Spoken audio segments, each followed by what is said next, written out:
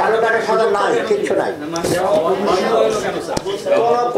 কোনো টাকাই যদি না রেকর্ডেড হয় ওটা বলবে কোনো কিছু না। না, প্রশ্ন করার আগে এটা শোনেন পরে, আর তো সব একসাথে প্রশ্ন করেন পরে। আচ্ছা, পরিষ্কার করবে তো পড়া যে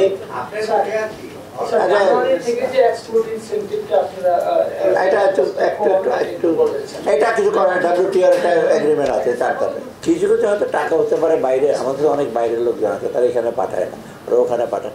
তো এইটা আমরা ইসে করছি, চিন্তা করছি, যেটা ডিফেন্স এটা একটা দেখবো, কারণ এটা খুব একটা মানে এটা চিন্তার উদ্বেগ করে আর কি, সুইচ বন্ধ করে টাকা চলে আসবে। কিন্তু বেশিরভাগ টাকা হয়েছে কিন্তু 24-এর, আসলে গত বছর নির্বাচনের পরপরই কিন্তু জিনিসটা অনেকটা whole economic situation was very fluid. কিন্তু যে 24 নির্বাচন কবে হয়েছিল,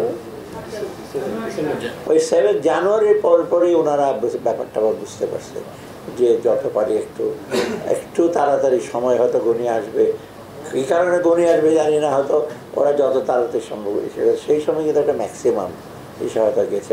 তবু কিন্তু আমরা দেখছি সিরিয়াসলি, আমরা ওইগুলো আলাপ করেছি, এসএসসি দেখবে, ব্যাংক দেখবে এবং অন্য অন্য হিসেবে আমরা দেখছি।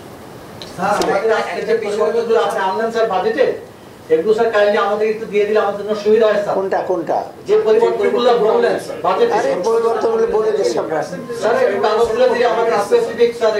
কাগজ ফাইন্যান্স মিনিস্টার কাগজ কম দেয় সাধারণত।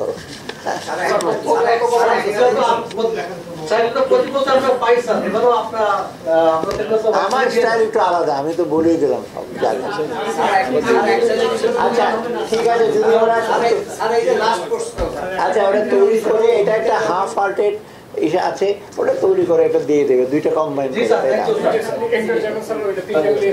না দুইটাই তো, এনজিআর আর ফাইন্যান্স, আর তো কিছু না। আর একটা জিনিস হলো যে অতীতে যখন বাজেট ঘোষণা হতো তখন দেখতাম যে অনেক যারা নাকি এক্সপার্ট তারা বলতেন, কেউ বলতেন গরিব মারার বাজেট, কেউ বলতেন গরিবের বাজেট, কেউ বলতেন গতানুগতিক বাজেট। আপনার এই বাজেটের চমক কি বা নতুনত্ব কি?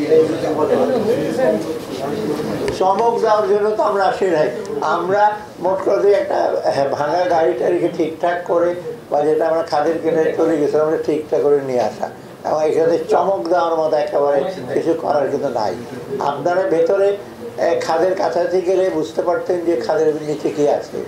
ছোট হয়েছে না, ওই যে ওনারা বলছে চমক যে ছোট হয়েছে, এটাই আমরা তো বড়টা করতে পারতাম। আমি ডেফিসিট যদি বাড়াতাম।